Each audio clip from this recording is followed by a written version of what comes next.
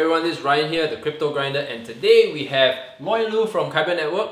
And you know what, guys? I think we all know why we need decentralized exchanges. From Mt. Gox to Bitfinex to Poloniex, and now with the recent CoinCheck hack, can decentralized exchanges solve this problem? So Lloyd, thank you so much for having us today. I understand that KyberNetwork is a decentralized exchange. Now, maybe perhaps you can share a little bit about what KyberNetwork is planning to do and what a decentralized exchange actually means. And of course, we want to understand how the whole decentralized exchange functions. Hi Ryan. Hi everyone. Thanks for coming. So I would love to share more about decentralized exchanges and also how KyberNetwork works and what is our roadmap. So I guess to start we should look at centralized exchanges, right? So in centralized exchanges, usually users they have to deposit their asset into the centralized exchanges, and they have to blindly trust their centralized exchanges to keep their assets safe. But recently we have seen like so many hacking incidents. Yes.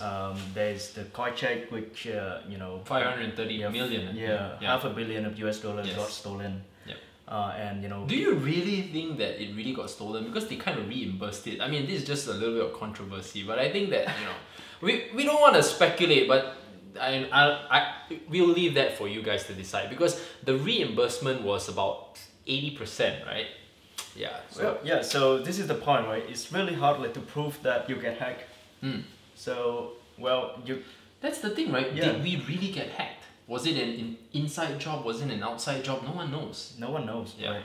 So this is hard to prove, and there's no way for the user to figure out, right? So that's why centralized exchanges, sometimes they are good because they create a great platform for users to convert and exchange their tokens or their coins. But at the same time, it's a single point of failure for the entire ecosystem, right? Imagine if like all the big centralized exchanges getting hacked, what's going to happen? It creates a very bad reputation for the space, right? Because there's no investor confidence. Traders cannot safely keep their coins. That's why everyone's always asking for a wallet. Like Exactly. they're so concerned. Exactly. So okay, but before we step into and deep dive into KyberNetwork, how do you start your journey in the blockchain space? I mean, I understand that you're Vietnamese, Yes. right? And also you studied in NUS, which is the National University of Singapore, and you have written papers about Ethereum before. Yes. So that's how, of course, you're building KyberNetwork on the Ethereum blockchain. So share a little bit about yourself, your history. Are you single, married? That kind of stuff. I think, Sure. Yeah. So I'm still single. Okay. That's the most important thing. Yes. Well, I mean, like after my college in Vietnam, we did like some small startup and it didn't succeed. So how many times, man? After the first time, I realized that I need to study more. I need to get more knowledge and get to go to the world and see more of it, right? And I moved to Singapore to start my PhD. And it all started in late 2013 when I was doing my research on applied cryptography, and I heard about Bitcoin and the Bitcoin crash. Everyone talks about it, right? So I got interested because this is something similar to what I was doing. So I studied it a little bit more, and it got mine. It got me, right? So I convinced my supervisor to allow me to do more research on cryptocurrency and Bitcoin. So it all started from mid 2014, and then Ethereum came out. We got interested as well. We did. I think we wrote one of the first paper about Ethereum, first academic paper, right? And we sent it out to Vitalik and got his asked him for feedback, and he was really kind to reply and offered to meet when he traveled to Singapore. So that how we get to know, and he's one of our advisors now. Okay. Yeah. So based on your success on the ICO, would you say that with this ICO whole initial coin offering, it's easier for startups to raise funds now for their projects? Do you think it's easier? And what actually attributed to the success, for your ICO? I think ICO is for now is a better way for the startups to raise the money, to raise capital to develop whatever they want to do, right? Because I think it's new and people are interested in the technology. They wanted to get in early, which they couldn't because of all the policies before, right? I think to do a good ICO or any good startup, three important things that any project needs to have. First of all, they need to address problem that's gonna benefit a big community, right? The problem that can help many people, like millions of people, like building decentralized change that's gonna benefit the entire cryptocurrency ecosystem, or having you name it, right? And secondly, we need a good team to actually work on the problem. And after that, we need a good solution as well. So all I think these are the most three important factors for any good ICO, any good project to be successful. I believe that. So when you mentioned your team, how many of you all started initially on Kyber when it first started? I mean the seed rounds or even before that? So I think in the seed round we had around 7 or 8 people, not including like advisors and other people. Sure. Right? And we had 3 co-founders. Yaron Wellness, our CTO, is based in Israel, and he got his PhD in formal method, like he studied all the game theory protocol and analyzed them, proved that the protocols are safe and secure, right? And before that, he worked for some chip company in Israel. So he's super smart, and he's so critical about his code, right? And another one is in Vietnam. His name is Victor. So he has been building large social networks. One of his site got into the top 100 Alexa in the US, and remained there for a few months. So he already built a project that served hundreds of millions of users. So what gave you all, the KyberNetwork team, the idea of or at least wanting to create a decentralized exchange? Why not a social media platform, being that he created a successful site? I mean, just wanted to understand the conceptualization behind that. Right. So before KyberNetwork, 3 of us, we worked together on some other project. The name is Smart Pool. So the idea of Smart Pool is to build a decentralized mining pool, right, using only smart contract that is going to benefit the mining community, right? So all the miners, they don't have to go to big centralized pools. Instead they can just go to Smart Pool, talk to our smart contract, and be guaranteed that they will get the payment and everything is done correctly. After Smart Pool, we thought that we should work on something else that benefits a wider community, right? Because the mining community is so small, and everyone is they just go after the profit, right? They don't care about decentralized or centralized. They just go to wherever that gave them the most benefit. So we think we really wanted to work on something which is more impactful, and that's going to benefit millions of users. So that's why we thought, okay, so centralized change is still a holy grail in cryptocurrency, right? So why don't we just try to address it? Yeah, I mean, being that you guys created Smart Pool, so all these coins are looking for liquidity, right? So I guess that's where the idea came from, right? And why not be your own exchange, right? Okay, so now share a little bit about what makes Kyber unique. So I think what makes there are 2 important things, right? So unique and competitive. Right. So first of all, I think we really focus on achieving both security and also usability. Right. So usability here includes good user experience, also high liquidity, right? So we really wanted to make an exchange so that you don't need to have any like prior knowledge about trading in order to use our exchange, right? I mean, like that's a very powerful statement. Do not have to have any knowledge about trading to use the exchange. Exactly. Yeah.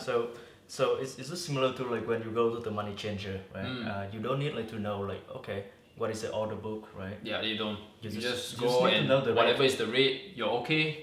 Yeah. Exactly. So this is something that we want to achieve as well in our change. We want to reach to the wider communities, right? To the mainstream people. Sure. So we want to create a good user experience. When people see it, they do not need like to understand. Okay, this is crypto, right? Sure. But this is some other token changer or whatever. Yeah. And secondly, we want to really improve the liquidity in decentralized chains. If you look at all the decentralized chains, you see that the volume is so small, the order book is so thin. How would you achieve this improved liquidity? Right. Or I mean, every exchange will probably have the same kind of concept. So how are you planning to improve that? So I think it's given by our model, right? By our exchange model. So in our exchange, we have like a lot of like reserve or liquidity providers who are going to provide and do market making in our exchange, right? So this reserve, what they do is they have a lot of coins and tokens, right? And they every time user want to trade, we talk to the reserve and say, hey, do you support this token pair? And if you do, what is the rate, right? Yes. And we get the rate from them and give it to the user. If the user is happy, then he or she will just like send the transaction to our contract, and we talk to other reserve and get the coin, return it to the user. Okay. Yeah, I mean the whole interface and the whole process is actually very simple and straightforward. Now let's dive into a little bit of the detail. So I understand that KyberNetwork being built on Ethereum, it plans to eventually may or may not need to have its own blockchain, but you have this state chain or state channel. State channel. Could you explain a little bit about how this state channel works and what's its purpose? Right. I mean, like our state channel solution is not out yet. It's still under research. Under construction. Under construction. Yeah. So I mean, but we plan like to release it soon, right? But the idea of the state channel is that now in the current version of Kyber, right? Every time you want to trade, you have to send a new transaction.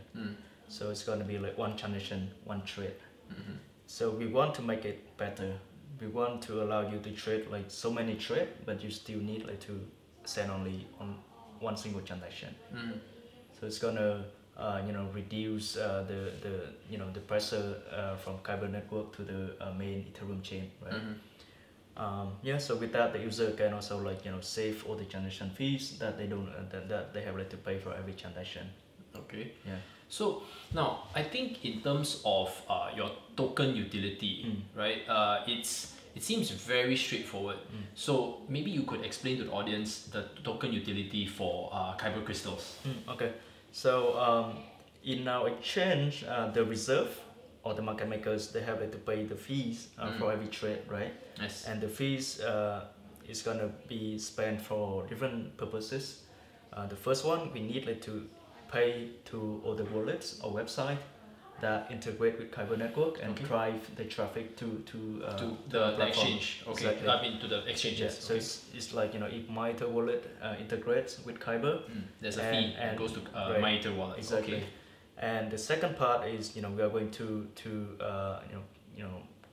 keep some portion of the fees, right, to pay for our operating expenses. Sure. And the third part, we are going to burn it.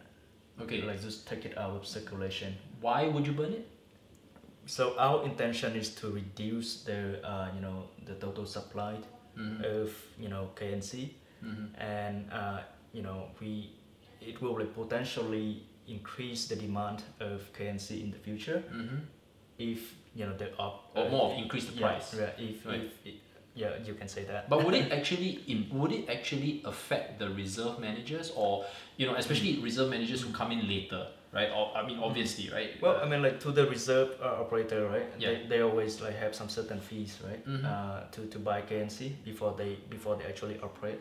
Right. And the fee is not like 1 KNC per trade. It's dependent on the trade So volume. what's the optimization model for that? Is it fair to them, especially if the price keeps going up? I mean, obviously, if you hold more now, that it benefits everyone. But what about as as you do your burn, and say for example you're a later your reserve manager that comes onto the platform later, is there any effect? I don't think so, because the KNC for the reserve, right? They are just like operating fees. Sure. So they already like have that in their business model, right? And for after every transaction, they already get some profit from the trading spread, and they already allocate the KNC to pay for the transaction fees. So I don't think it's gonna like affect their operation at all. So when the token burn occurs, is that like when does it occur? Quarterly, yearly? Right. So it's gonna be done by the smart contract, and it's gonna be done on the smart contract. So we don't have like to do it yearly or quarterly. We can do it immediately. Oh, I see. So it depends on when you all do your accounting. So we also like don't have like to do our accounting. Oh, I see. Because everything is recorded on the smart contract. Okay. It's already pre-planned already. Yeah, it's already everything's planned. Okay, it's already on the smart contract, so we don't have like to do internal accounting or whatsoever. That's gonna make everything so transparent. People can see what is the burn rate of KNC, and how much KNC is remaining, right? Yeah. Okay. So it sounds like this whole platform is extremely well thought out and well structured. I think the only question that I have is, it's kind of maybe a tough question to answer, but how do you all match up against Loopring and perhaps the upcoming next exchange, right? Which is of course from from Neo side. Oh, right. So I guess ultimately it all boils down to how much marketing you guys are doing to acquire. Is there any kind of incentives that reserve managers are gonna get, for coming in early? What's the benefit for people who are like myself, investors and all that?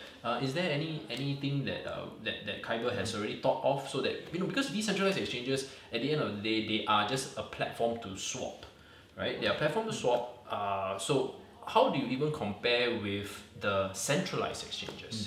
These kind of things. I mean, I wonder whether you have thought about all this. So I think decentralized exchanges, the main purpose is to serve the mainstream users, right?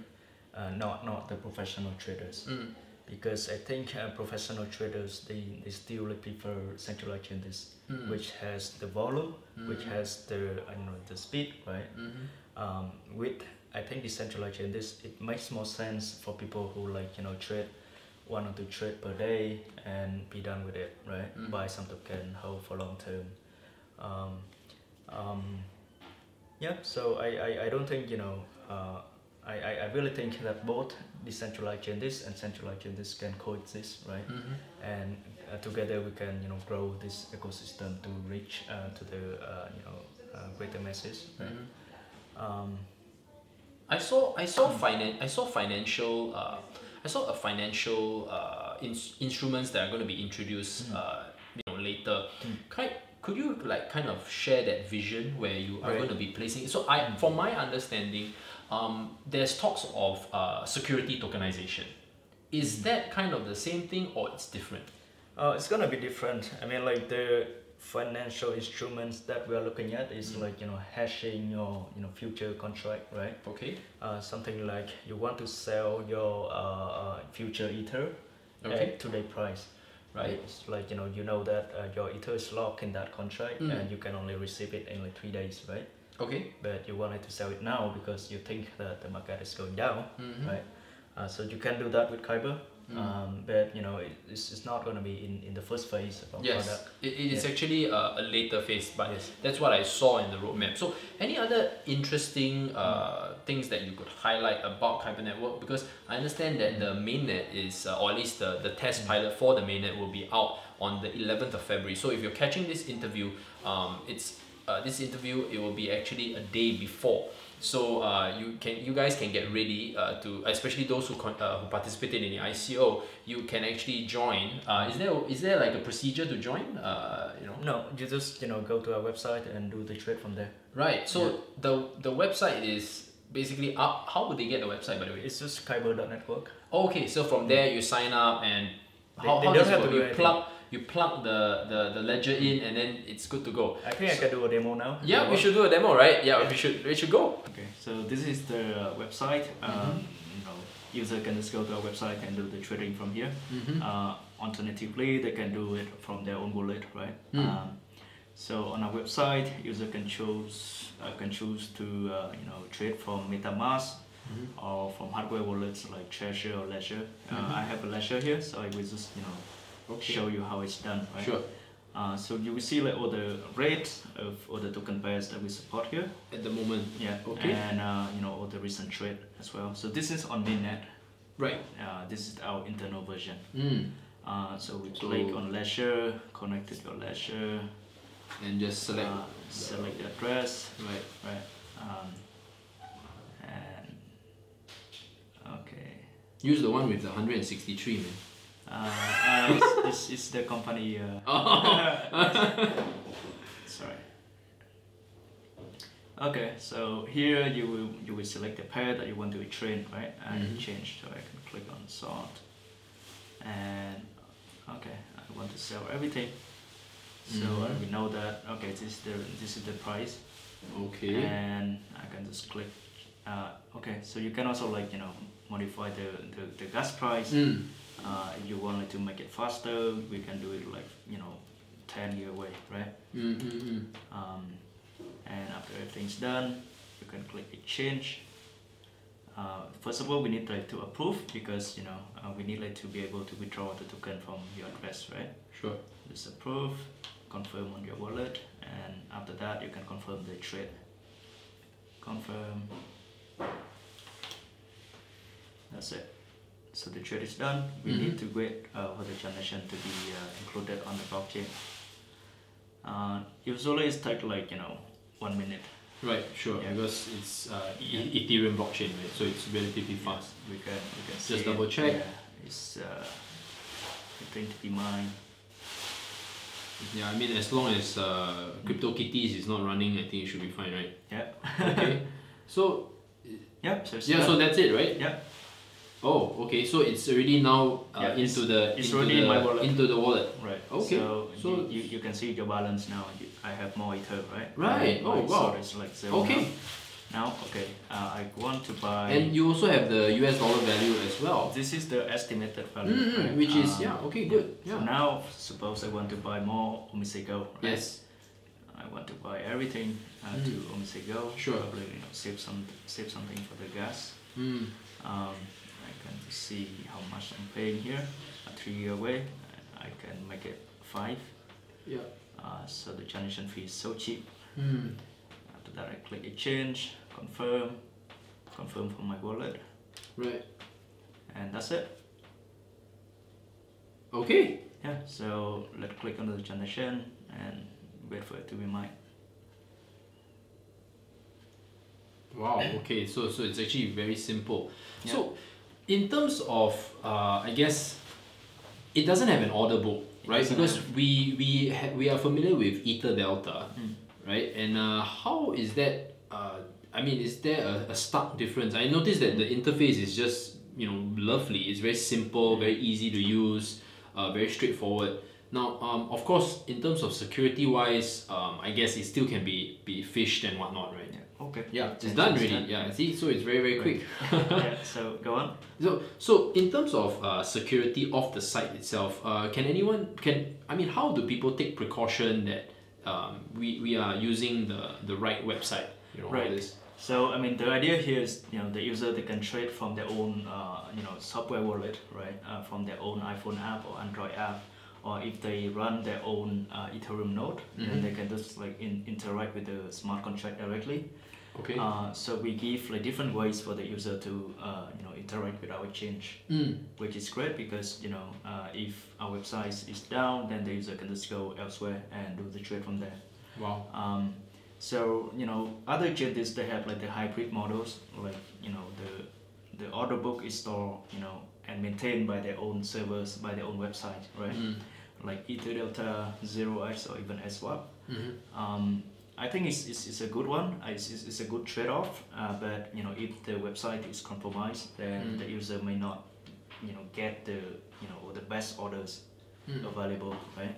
So how is this different from Shapeshift or Exodus? It kind of feels a little bit similar, but I mean obviously it's different because you can connect your ledger, your Trezor. But is there a difference, or are you more competitive in terms of fees and whatnot? Right. So I think there are two different two major different points, right? First of all, we run everything on the smart contract. Okay. So we are decentralized, and user they don't have to trust us. On Shapeshift, you have to deposit your coin to the address of the exchange. That's right? true. That's true. Okay. And you have to trust them to return your coin. Okay. Yeah. Okay. Fair. For us, you don't have to do that.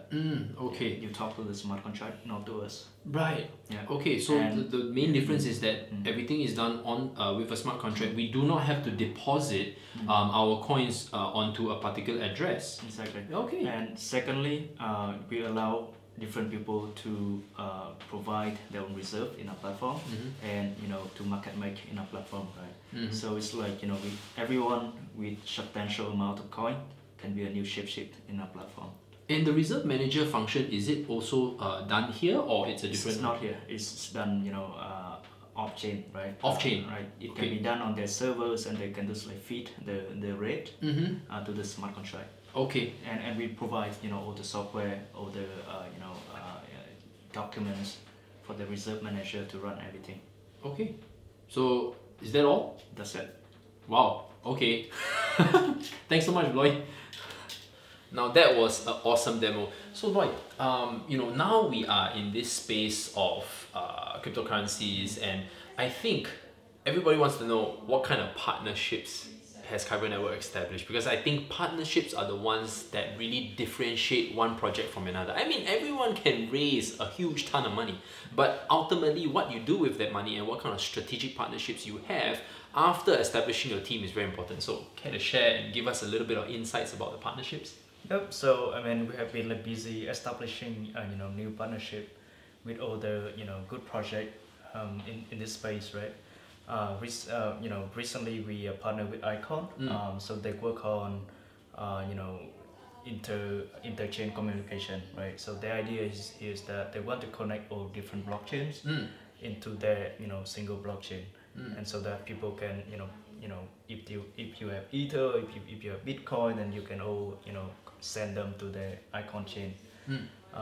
So with that partnership, we really wanted to support a cross-chain trade. So that means if you have Bitcoin, you can trade with any other ERC20 token in a decentralized way, right? Because currently we cannot only support trading between Ether and other ERC20 tokens, because they all belong they all live on like Ethereum chain. Right. So you only can do not really cross-chain, but more of ERC20 tokens at the moment. Right. Okay. Will there be an evolution where you could do really cross-chain? That means from let's say Litecoin to a QRC20, which is like quantum. Is that possible? It's gonna be possible with all the development or all the progress that other project are making, right? So it's like it's a bridging solution. Something like bridging or relaying, right? Okay. So I think several projects are working on it, right? Including One Chain, right? Cosmos, and Ion, and also like Icon as well. Right. Yeah. So how is it? Okay. So help the dummy like myself, right? Like how is that different from? Is that different from atomic swaps? Oh, so atomic swap is different, right? Different. Atomic swap is more like we just exchange the coin and that's it, right? Right. Like you have Bitcoin, I have Ether. Yes. We do the atomic swap. Yeah. And that's it. Okay. But here, I think what this project are trying to do, they want to do more. They want to move your Bitcoin to a different chain, and from there people can use the Bitcoin in whatever purposes that they want to use. They can use your Bitcoin to run to pay for some expenses in some smart contract, right? Okay. Yeah, or do some betting, or do whatever Right. over there. So okay, so that means, so that is also possible. That means a Bitcoin could actually power a smart contract. Exactly. Yeah. Oh wow. Okay. Wow. Okay, that is something different. Yeah. So Speaking of yeah, but then again, we are talking about partnerships. Sorry to digress. Right, Yes. So you mentioned about Icon, right? Yeah, So apart from Icon, do we have any current corporations or any kind of strategic partnerships that will help to boost Kyber's presence? And that would be another question itself. Right. Yeah, so I mean, like another important line of partnership that we are working at is partnering with other wallets and platforms that accept crypto payment, right? So, for example, we already partner with IM Token. They are the most popular wallet in China. They have like something like 600,000 monthly active users, and with that partnership, IM Token is going to integrate Kyber features over there inside the wallet, right? Right. So their user can just trade from their own wallet instead of like going to some other exchange or some other website. So this is powerful because we can indirectly get access to millions of users without actually like acquiring them. Wow. Okay, that is true, right? Because that's one of those strategic partnerships. Yes. So now, I think an exchange, in my opinion, should always have that crypto to fiat. So, is Kyber having that solution in the works? I understand that right now Kyber does not have that solution, but would it be something that you all are able to work on in the future? Well, I mean, I'm glad that several people are working on it, right? Yes. If you consider USDT as fiat, then we can support USDT from day one. Yeah, of course. But many people think Yeah, USDT is has a bit of quite a number of issues at the moment. So exactly. But I'm glad that other people are working on some other solution, right? So for example, I think someone is working on True USD or something. Right. So you might be able to integrate. Exactly. Okay, so I understand. So you're using a third party, right? So that if let's say you guys who are from the fiat world and want to use the KyberNetwork exchange, you can maybe purchase what's that token again? You mentioned the True USD. The True USD. Yeah. So that would be a fiat equivalent of in a token form your USD to fiat $1, and then from then you can go to the exchange, do whatever exchange that you need to another token, and then if you need to cash out, you can cash out by the USD tether or whatnot. Okay, so now, because I think this space is moving very, very quickly, and with the recent crash in the markets, right? Have you experienced a crash like this before? Well, I mean, several times. Oh, okay. Yeah. Oh, wow. So, I mean, Okay. So it's like normal. So is it normal for the market to correct itself so aggressively? I think market like it goes up and down every day, right? So we think that is just like short-term movement, and generally I already like learn how to be calm and just target for the long-term value. Okay. So if you believe on something, you don't really care about the short-term price, right? Sure. So just aim for the future, aim for the long goal. Are you concerned that the banks are actually kind of only working on the platform, but they're not really interested in utilizing the tokens? That's the thing that also concerns the majority of us, right? Because they can easily white label the underlying blockchain technology, but they can kind of remove away the token element. Is that it's possible, isn't it? I mean, it's possible. I mean, the bank, they can just like launch their own private blockchain, right? Sure. In fact, several banks have been doing that. Yeah. But that is like private setting, right? Which is different from most of the project are trying to do in a public setting. Yes. We want things to be transparent.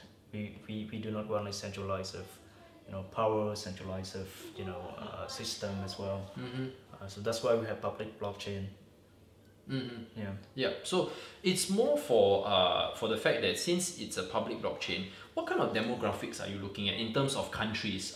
Where is Kyber's current presence the most vibrant, you know, and they cannot wait to actually have the mainnet all up and running where they can use. I mean, which countries are already popular or familiar with Kyber? So I think we are pretty well known within Asia because we are which here. countries?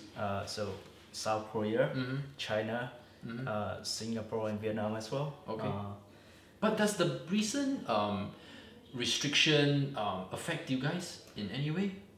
I think it does, right? Okay. It does, like prevent people from using crypto, from entering crypto. Yes. So our user base actually got reduced. But I think there's still a big enough market for us, right? Because if you look at the trading in Korea, it's huge. Yes. And also if you look at the population in Asia as well, I think we have like more than half of the population in the world. Yes, that's true. Yeah, and so most of the population is young. So of course, yeah, they're always very experimental, exactly. and as long as you give them a solid platform to work with and they can trust, I think that's what is the most important thing. Because if I'm going to be putting my money into a particular cryptocurrency, I think at the end of the day, I'm looking at the security and at the same time, can I exchange it fairly? Right? So Lloyd, I think this is one thing that I want to ask. Are you currently buying anything in the market at the moment? I mean, like I am not buying, but if I only have crypto because people gave it to me. Oh, okay. Yeah. Right. So but personally, are you an investor in the market? I mean, I'm not asking you to give me top picks, but are you an investor in the market yourself, or you're more focused on business development and the tech? I mean, I try to stay away from investment and stuff. And speculation and whatnot. Speculation. Okay. Is this like a mandate or just basically all the developers are saying the same thing? It's like, No, like, yeah. I think because I also like bought some Ether early. Okay. And I also like trade early as well. Okay, you did do a little bit of trading in the beginning, right? So I I sold my Ether like quite early. So so wow, you didn't have strong hands. But then you did raise a lot though. So it kind of like win-win, Yeah, but after that I realized that trading is not a good way to